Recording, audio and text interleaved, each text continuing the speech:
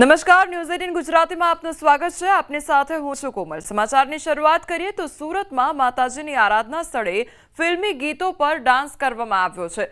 મહિલાઓ હુક્કા બારના ગીત પર ડાન્સ કરતા નજરે પડી છે। તો વિડીયોમાં એક બાજુ માતાજીની પ્રતિમા જોવા મળી રહી છે, બીજી તરફ હિન્દી ફિલ્મોના ગીત પર મહિલાઓ ડાન્સ કરતા જોવા મળી છે। ધાર્મિક જગ્યાએ ભક્તિ અને પૂજાના ગીતો વગાડવાના બદલે ફિલ્મી ગીતો વાગી રહ્યા છે। સોશિયલ મીડિયામાં વિડીયો વાયરલ થયો છે, તો વિડીયો વેસુ વિસ્તારનો હોવાનું અનુમાન લગાવવામાં આવી રહ્યું છે। વાયરલ વિડીયોની ન્યૂઝ 18 ગુજરાતી પુષ્ટિ કરતું નથી। તો એક તરફ માની આરાધના કરવામાં આવી રહી છે અને બીજી તરફ ફિલ્મી ગીતો પર ડાન્સ કરવામાં આવી રહ્યો છે। સંવાદદાતા કીર્તેશ અમારી સાથે જોડાઈ ગયા છે।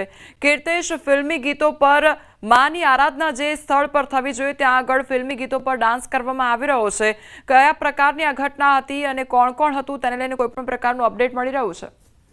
બિલકુલ, નવરાત્ર પૂર્ણ થઈ ચૂકી છે। આજે દશેરાનો દિવસ છે અને 8-9 દિવસ માતાની આરાધનાના દિને લોકો ગરબે ઝૂમી રહ્યા હતા। ત્યારે ગુજરાત સરકારના ગૃહમંત્રીએ લોકોને અપીલ કરી હતી કે આ ધાર્મિક લાગણી ના દુભાય, ખાસ કરીને માતાની આરાધના કરજો, ફિલ્મી ગીતો પર અશ્લીલ ડાન્સ ના કરતા પણ કહી શકાય। રહીને સુરતના વેસુ વિસ્તારમાંથી એક વિડીયો વાયરલ થયો છે જ્યાં હિન્દી ગીતો ઉપર મહિલાઓ ઠુમકા મારતી જોવા મળી રહી છે। ખાસ કરીને જે પ્રકારનું આ ગીત છે, કદાચ આ ગીતને લઈને લોકોની ધાર્મિક લાગણી દુભાઈ છે અને જે પ્રકારનો વિડીયો વાયરલ થયો છે જેને લઈને હવે તપાસનો ધમધમાટ શરૂ થયો છે। કહી શકાય સુરતમાં એક પછી એક નવરાત્રિના 9 દિવસ તો શાંતિ રહી, પણ નવરાત્ર પૂર્ણ થતાની સાથે જે અશ્લીલતા હતી તે ધીરે ધીરે હવે બહાર આવી રહી છે। ગઈકાલે એક કપલ દ્વારા અશ્લીલ હરકતો કરતો વિડીયો આવ્યો હતો, ત્યારે આજે એક ગરબા આયોજકમાં મહિલાઓ ફિલ્મી અશ્લીલ ગીતો ઉપર ઠુમકા મારતી જોવા મળી રહી છે। જી કીર્તેશ, સમગ્ર માહિતી બદલ આપનો આભાર।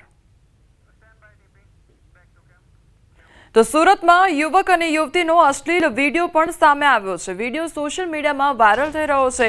યુવાને યુવતીને ખોળામાં બેસાડી અશ્લીલ હરકત કરી રહ્યો હતો અને હાજર ખેલૈયાએ મોબાઈલમાં વિડીયો પણ ઉતાર્યો હતો। તે વિડીયો અત્યારે વાયરલ થઈ રહ્યો છે। તો સુરતની આ ઘટના સામે આવી છે કે જ્યાં ખેલૈયાઓ દ્વારા વિડીયો શૂટ કરવામાં આવ્યો હતો। સુરતમાં એક યુવક જે યુવતીને ખોળામાં બેસાડે છે અને અશ્લીલ હરકત કરે છે। સુરતની આ બંને તસવીરો, જે એક તરફ જે ફિલ્મી ગીતો છે તેના પર ડાન્સ કરવામાં આવી રહ્યો છે મહિલાઓ દ્વારા, જ્યાં માની આરાધના થવી જોઈએ ત્યાં આગળ ફિલ્મી ગીતો પર ડાન્સ થઈ રહ્યો છે। બીજી તરફ એ તસવીર કે જ્યાં યુવક યુવતી દ્વારા અશ્લીલ હરકતો કરવામાં આવી રહી છે અને તે અંગેનો વિડીયો પણ વાયરલ થઈ રહ્યો છે। અન્ય સમાચાર પર નજર કરીએ તો વડોદરા પાદરાના ઉમરાયા ગામમાં લૂંટની ઘટના સામે આવી છે। સીમ વિસ્તારમાં વૃદ્ધ દંપતી સાથે લૂંટ કરી લૂંટના ઈરાદે જીવલેણ હુમલો પણ કરવામાં આવ્યો। તો ઇજાગ્રસ્ત દંપતીને સારવાર અર્થે વડોદરાની એસએસજી હોસ્પિટલ ખસેડવામાં આવ્યા છે। પાદરા પોલીસ સહિત ઉચ્ચ અધિકારીઓ ઘટનાસ્થળે દોડી આવ્યા છે। તો ડોગ સ્ક્વોડ, એફએસએલ અને ફિંગરપ્રિન્ટ સહિતની પોલીસની વિવિધ બ્રાન્ચની મદદ પણ લેવામાં આવી છે। તો લૂંટ આચરવાનો પ્રયાસ કરવામાં આવ્યો હતો અને લૂંટના ઈરાદે આ હુમલો કરવામાં આવ્યો હતો। તો દંપતીને હાલ સારવાર હેઠળ ખસેડવામાં આવ્યું છે। સીમ વિસ્તારમાં વૃદ્ધ દંપતી સાથે લૂંટ આચરવામાં આવી અને તેમના પર હુમલો પણ કરવામાં આવ્યો। તો સીમ વિસ્તારમાં વૃદ્ધ લોકો ત્યાં આગળ હતા અને તેમના પર હુમલો કરાયો હતો। લૂંટના ઈરાદે આવ્યા હતા તસ્કરો અને તેમના દ્વારા હુમલો કરવામાં આવ્યો હતો। તો તેમને સારવાર અર્થે હોસ્પિટલ ખાતે ખસેડવામાં આવ્યા છે। તો પોલીસ દ્વારા વધુ તપાસ હાથ ધરવામાં આવી છે। ડોગ સ્ક્વોડ, એફએસએલ તેમજ ફિંગરપ્રિન્ટ સહિતની જે અલગ અલગ ટીમો છે તે ટીમો પણ અત્યારે ઘટના સ્થળે પહોંચી ચૂકી છે અને તેમના દ્વારા વધુ તપાસ હાથ ધરવામાં આવી છે। તો વડોદરાની એસએસજી હોસ્પિટલ ખાતે જે વૃદ્ધ દંપતી છે તેમને સારવાર અર્થે ખસેડવામાં આવ્યા છે। પાદરા પોલીસ સહિત ઉચ્ચ અધિકારીઓ પણ ઘટના સ્થળે દોડી આવ્યા અને વધુ તપાસ હાથ ધરવામાં આવી છે। તો વિવિધ અલગ અલગ ટીમો પણ અત્યારે ઘટના સ્થળ પર પહોંચી ગઈ છે અને તપાસ હાથ ધરવામાં આવી છે। પાદરાના ઉમરાયા ગામમાં લૂંટની ઘટના બની અને ત્યારબાદ હુમલો પણ કરવામાં આવ્યો હતો। જે વૃદ્ધ દંપતી હતા તેમના પર હુમલો કરવામાં આવ્યો હતો। તેઓને હાલ સારવાર અર્થે વડોદરાની એસએસજી હોસ્પિટલ ખાતે ખસેડવામાં આવ્યા છે। તો પાદરા પોલીસ સહિત ઉચ્ચ અધિકારીઓનો જે કાફલો છે તે પણ ઘટના સ્થળે દોડી આવ્યો છે। સંવાદદાતા હાર્દિક અમારી સાથે જોડાઈ ગયા છે। હાર્દિક, લૂંટ આચરવામાં આવી ત્યારબાદ હુમલો પણ કરવામાં આવ્યો, શું અપડેટ આખી ઘટનામાં? બિલકુલ, જો પાદરાની વાત કરવામાં આવે તો અગાઉ પણ પાદરામાં આ જ પ્રકારની એક ઘટના સામે આવી હતી। ત્યારબાદ ફરી એક વખત કર્યા બાદ સનસનીખેજ લૂંટની ઘટના જે છે તે સામે આવી છે। એના કારણે જે જિલ્લા પોલીસ છે તેની વિવિધ એજન્સીઓ દોડતી થઈ છે। ખાસ કરીને વાત કરીએ તો જે ઉમરાયા ગામ છે તેની સીમ વિસ્તારમાં કેટલાક પરિવારો વસવાટ કરે છે, ત્યારે મેલસિંહ ચૌહાણ તથા તેમના પત્ની જે છે વિદ્યાબેન, તેઓ ઘરમાં હાજર હતા। દરમિયાન કેટલાક અજાણ્યા શખ્સો ખેતરમાં તેમના ઘરે લૂંટના ઈરાદે પહોંચી ગયા હતા અને ત્યારબાદ તેમને ધમકાવ્યા હતા। ધમકાવ્યા બાદ જે તેમના પર હુમલો કરવામાં આવ્યો હતો અને ત્યારબાદ જે સનસનીખેજ લૂંટ છે તે ચલાવવામાં આવી હતી। લૂંટારુઓ જે છે તે લૂંટ ચલાવીને ફરાર થઈ ગયા છે। ત્યારે પોલીસની વાત કરવામાં આવે તો ડોગ સ્કોડ, FSL, ફિંગરપ્રિન્ટ તથા જે ડોગ સ્કોડ છે તમામ પ્રકારની જે એજન્સીઓ છે તે અત્યારે કામે લાગી છે અને અજાણ્યા જે લૂંટારુઓ છે તેમની શોધખોળ જે છે તે શરૂ કરવામાં આવી। જે હાર્દિક, સમગ્ર માહિતી બદલ આપનો આભાર। અરવલ્લીમાં સતત ત્રીજા દિવસે આઈટી અને ઈડીનું સર્ચ ઓપરેશન યથાવત જોવા મળી રહ્યું છે।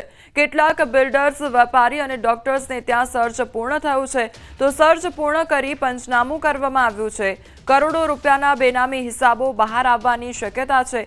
ઈડીની તપાસ પણ હજુ યથાવત છે, તો ઈડીની એન્ટ્રી બાદ આગામી દિવસોમાં મોડાસામાં નવા જૂનીના એંધાણ પણ વર્તાઈ રહ્યા છે। સંવાદદાતા હાર્દિક ફરી એકવાર જોડાઈ ગયા છે અમારી સાથે। હાર્દિક, ઈડી અને આઈટીનું સર્ચ ઓપરેશન હાથ ધરવામાં આવ્યું છે, અત્યારે કયા પ્રકારની ત્યાં આગળ પરિસ્થિતિ જોવા મળી રહી છે? ચોક્કસથી જે પ્રકારે અરવલ્લી જિલ્લામાં છેલ્લા 3 દિવસથી ઇન્કમટેક્સ વિભાગ અને ઈડીના દરોડા છે, ખાસ કરીને લગભગ 70 થી 80 ગાડીઓ સાથેનો જે કાફલો હતો, 300 થી વધુ કર્મચારીઓનો, તેમના દ્વારા તપાસ કરવામાં આવી રહી હતી। જે પ્રકારે નાણાં જે પકડાઈ રહ્યા છે, રોકડ રકમ લગભગ કરોડો રૂપિયામાં પકડાઈ છે અને સાથે જ જે દસ્તાવેજો ઝડપવામાં આવ્યા છે। ગઈકાલ રાત્રિ દરમિયાન પણ કાર્યવાહી કરવામાં આવી છે, જેમાં અમુક જગ્યાએ પંચનામું કરી અને કાર્યવાહી પૂર્ણ કરવામાં આવી છે, પરંતુ હજુ પણ જે મોડાસામાં એક બિલ્ડર છે ત્યાં પણ હજુ પણ તપાસ ચાલુ જ છે અને હાલ દસ્તાવેજી કામગીરી કરવામાં આવી રહી છે। અરવલ્લી જિલ્લામાં જે બિલ્ડર છે, વેપારીઓ છે, ડોક્ટર્સ છે, તેમને ત્યાં દરોડા પડ્યા હતા। જે ખ્યાતનામ જે અગ્રણી લોકો છે તેને દરોડા પડ્યા હતા અને અરવલ્લી જિલ્લોનું જે મોડાસા શહેર છે, ખૂબ એવી જગ્યાએ જે કાર્યવાહી કરવામાં આવી છે, એના કારણે ક્યાંક ક્યાંક ફફડાટ જોવા મળી રહ્યો છે। મોટી કરચોરી અહીં પકડાઈ હોઈ શકે છે, પરંતુ ચોક્કસ આંકડો જે આધિકારિક રીતે ઉપરથી આવ્યો નથી અને આ સાથે જ જે પ્રકારની કાર્યવાહી કરવામાં આવી છે ત્યારે જે કરચોરો છે, જે બ્લેક મની રાખે છે, તેમાં ફફડાટ વ્યાપ્યો છે। જી હાર્દિક, સમગ્ર માહિતી બદલ આપનો આભાર। જૂનાગઢ જિલ્લામાં સાર્વત્રિક વરસાદી માહોલ જામ્યો છે, ત્યારે જૂનાગઢ અને વિસાવદરમાં 1 ઇંચ વરસાદ નોંધાયો છે। ભેંસાણ, મેંદરડા, કેશોદ, માંગરોળ અને માળિયામાં 2 કલાકમાં અડધો ઇંચ જેટલો વરસાદ ખાબક્યો છે, તો ગિરનાર પર્વત પર 2 કલાકમાં 1 ઇંચ જેટલો વરસાદ નોંધાયો છે। દામોદર કુંડમાં પૂર આવ્યું છે। સોનરખ નદી 2 કાંઠે વહેતી થઈ છે।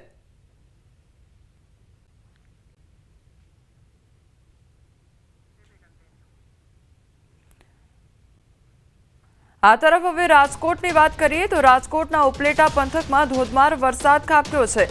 તેલંગાણા ગામમાં સવારથી 2.5 ઇંચ જેટલો વરસાદ નોંધાયો છે। વરસાદ વરસતા ખેડૂતોના પાક પર ખતરો મંડરાઈ રહ્યો છે। નવરાત્રિના 7મા નોરતાથી લઈને વિજયાદશમીની સવાર સુધીમાં કુલ 8 ઇંચ જેટલો વરસાદ નોંધાયો છે, તો વરસાદે ખેડૂતોના મગફળી, કપાસ, સોયાબીન, મગ, અડદ સહિતના પાકને પાણીમાં ગરકાવ કરી નાખ્યા છે। ખેડૂતોના મોઢે આવેલો કોળિયો જાણે છીનવાઈ ગયો હોય તે પ્રકારની પરિસ્થિતિ હાલ સેવાઈ રહી છે।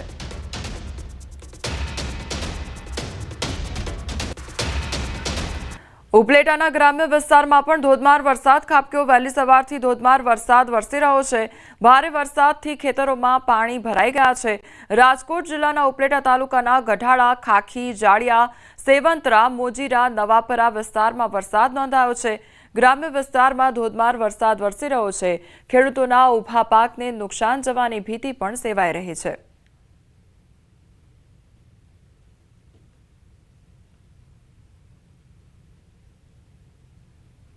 તો ઉપલેટામાં ભારે વરસાદ ખાબક્યો છે, બીજી તરફ ખેતરોમાં પાણી ભરાઈ ગયા છે। આ તરફ હવે ગીર સોમનાથ પર નજર કરીએ તો ગીર સોમનાથ જિલ્લામાં વરસાદી માહોલ જામ્યો છે। સવારથી વાદળછાયા વાતાવરણ વચ્ચે વરસાદી ઝાપટા પડ્યા છે। જિલ્લાના અનેક વિસ્તારોમાં હળવાથી મધ્યમ ઝાપટા સ્વરૂપે વરસાદ વરસ્યો છે। ઉના, કોડીનાર, સૂત્રાપાડા અને તાલાળામાં વરસાદ વરસતા ખેડૂતોની ચિંતામાં હવે વધારો થયો છે।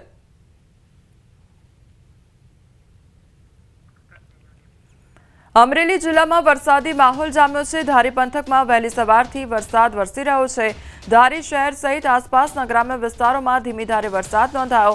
ધારી, ખીચા, દેવડા, રામપરા, છતડિયા સહિતના ગામોમાં વરસાદ વરસ્યો છે. સતત વરસાદી માહોલથી કપાસ અને મગફળીના પાકને નુકસાન જવાની ભીતિ સેવાઈ રહી છે.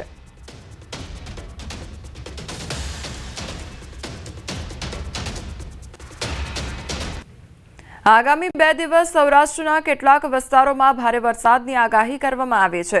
ત્યારે સૌરાષ્ટ્રના વિસ્તારોમાં વરસાદી માહોલ છવાયો છે. ગીર સોમનાથ, જૂનાગઢ અને રાજકોટ જિલ્લામાં વરસાદી ઝાપટા પડ્યા છે. ખાસ કરીને રાજકોટના ઉપલેટાના ગ્રામ્ય વિસ્તારોમાં ધોધમાર વરસાદ ખાબકતા ખેડૂતોના પાકને નુકસાન થાય તેવી ભીતિ પણ સેવાઈ રહી છે.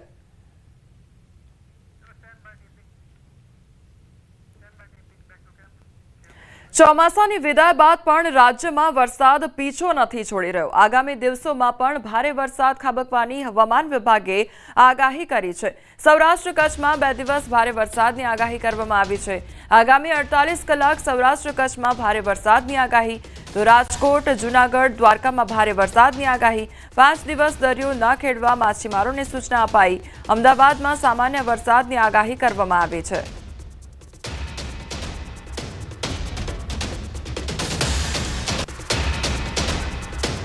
હવામાન નિષ્ણાંત અંબાલાલ પટેલની આગાહી સામે આવી છે. 4 થી 7 ઓક્ટોબરમાં ગુજરાતના ઘણા ભાગોમાં વરસાદની શક્યતા.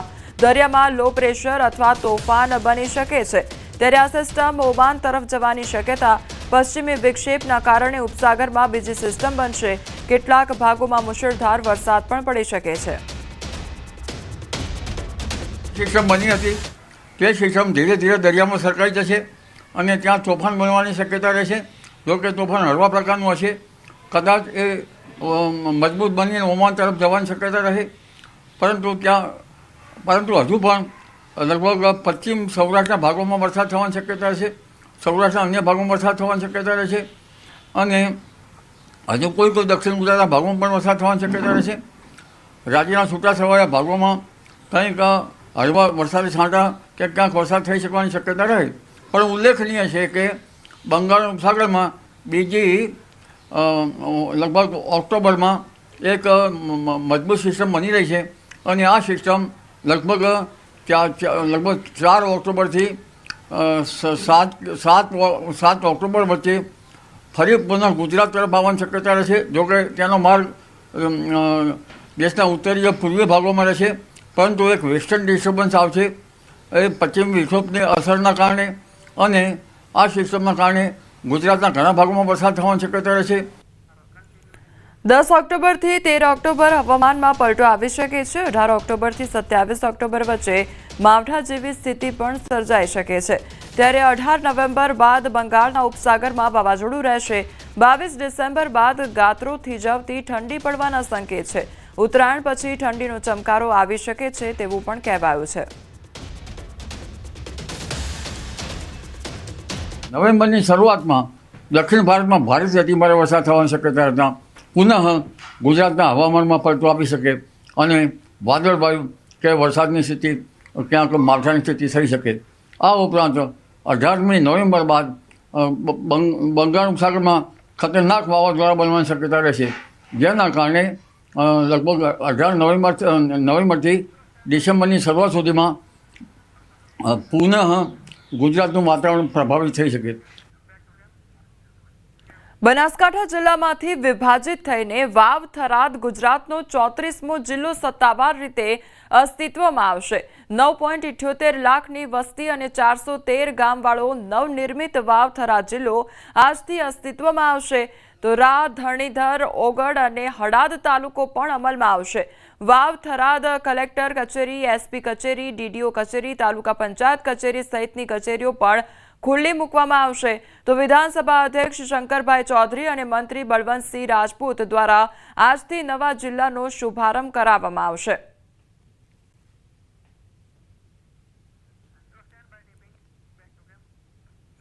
રાજ્ય સરકાર દ્વારા નવા 17 તાલુકાની જાહેરાત કરવામાં આવી છે. જેમાં ખેડા જિલ્લામાં વાઘવેલ તાલુકાનો પણ સમાવેશ થાય છે.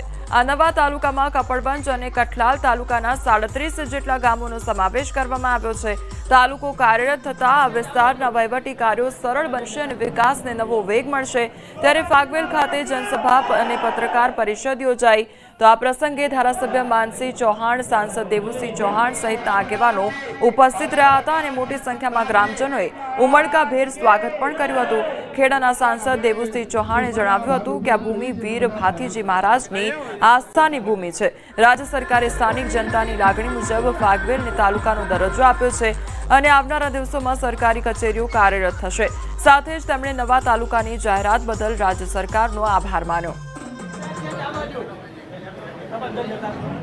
ફાગવેલને તાલુકાનો દરજ્જો આપ્યો છે ત્યારે કઠલાલ તાલુકાના જે પૂર્વ વિસ્તારના ગામડાઓ હતા, કપડવંત તાલુકાના પૂર્વ વિસ્તારના જે અંતરિયાળ ગામડાઓ હતા, એ ગામડાઓનો આવનારા સમયે અવિરતપણે વિકાસ થવાનો છે. અહીંથી જે કોઈ ગયા હશે મુખ્યમંત્રીશ્રીએ અને સંગઠને ખૂબ જ એમને સાંભળ્યા છે ને એ રીતે અહીંનો ઇતિહાસ, અહીંની આસ્થા એમણે પૂરી સમજી છે ને એ રીતે ફાગવેલને તાલુકો જાહેર કર્યો છે ત્યારે એનો આપણને ખૂબ આનંદ છે. જે વર્ષોથી મારા પંચમહાલ સંસદીય વિસ્તારના ફાગવેલના જે તાલુકાની માગણી હતી, આજે આપણા મૃદુ અને મક્કમ મુખ્યમંત્રી શ્રી દ્વારા તેને પૂર્ણ કરવામાં આવી છે અને સૌને આજે દિવાળીની જેમ ઉત્સાહપૂર્વક સૌએ ખુશખુશાલીથી આજે પર્વની જેમ મનાઈ રહ્યા છે.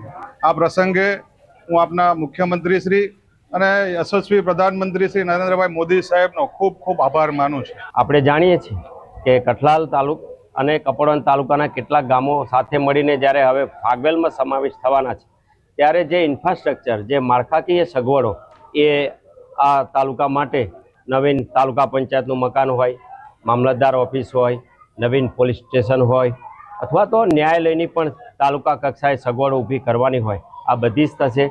સરકારી વ્યવસ્થાઓ થશે.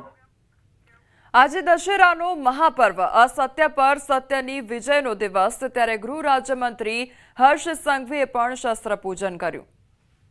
શસ્ત્ર પૂજન કરવામાં આવતું હોય.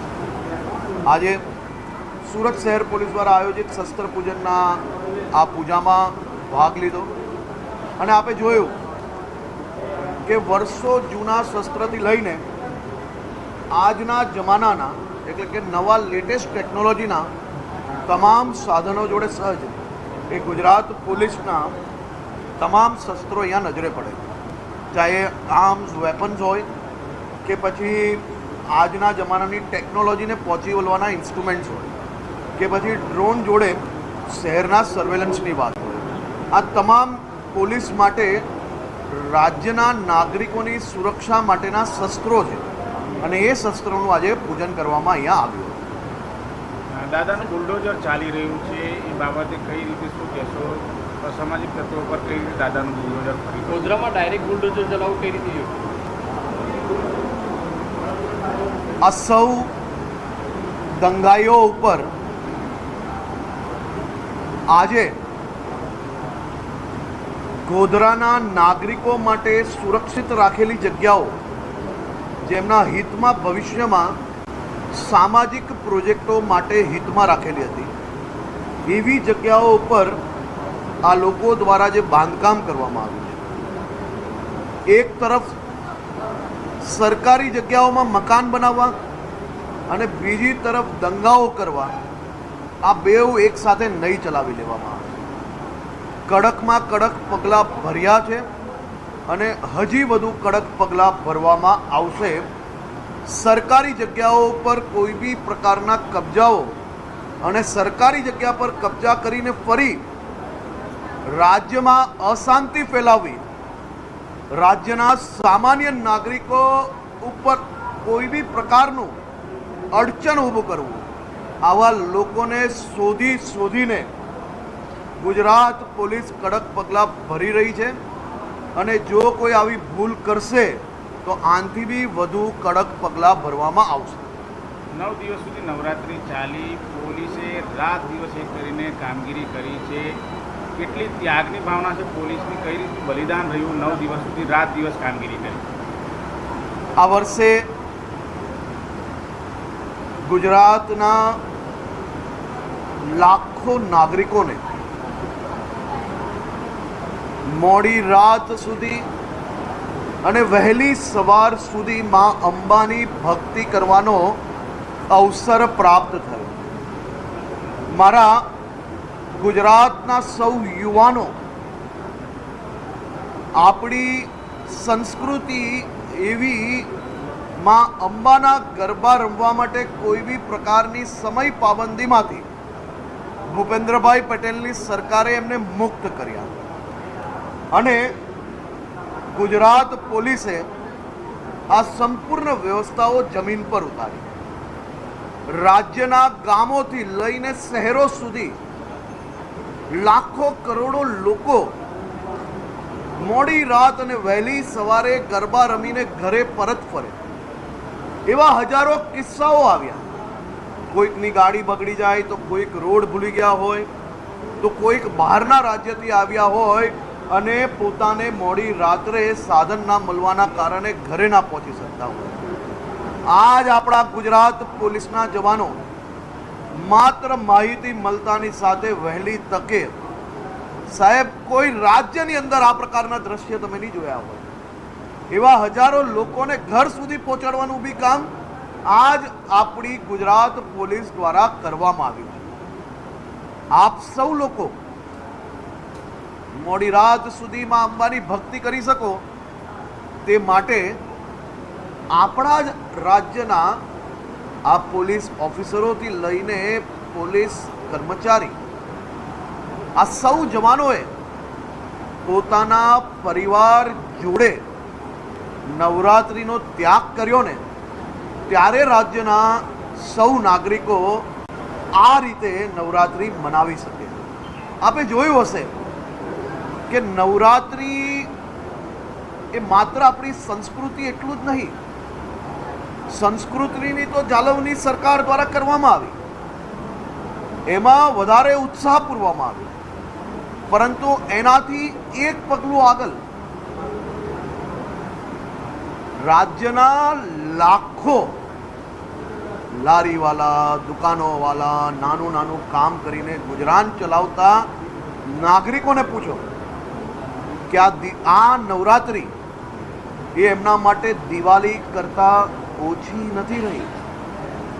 સૌ દુકાનદારોને, વેપારીઓને ડબલ, ટ્રિપલ ને એનથી બી વધારે વેપાર આ નવરાત્રિમાં મળ્યો છે. એટલા માટે આ સૌ પરિવારને માત્ર નવરાત્રિની બચતથી એમના ઘરના બાળકો માટે એક અદ્ભુત દિવાળી સ્વરૂપે રાજ્ય સરકાર દ્વારા વ્યવસ્થા કરવામાં આવી છે અને આ બધી જ વ્યવસ્થાઓ પાછળ ગુજરાત પોલીસના પ્રત્યેક જવાનોનો ખૂબ મોટો ફાળો છે. રાજ્યના નાગરિકોએ 100% જ્યાં તમને કોઈ બી પોલીસના જવાનો દેખાય તો સામે ચાલીને આભાર માનીને એમને અને એમના પરિવારજનોને જરૂરથી આભાર માનજો, જેથી એમનું મનોબળ મજબૂત થાય અને આનાથી બી મજબૂતાઈથી વધુ વ્યવસ્થાઓ જોડે આવનારા દિવસોમાં આપણા ધાર્મિક તહેવારોની ઉજવણી થાય.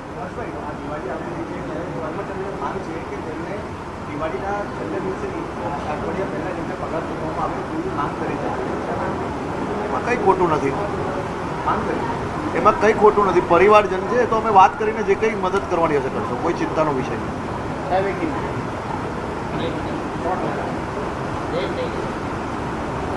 क्या संजय से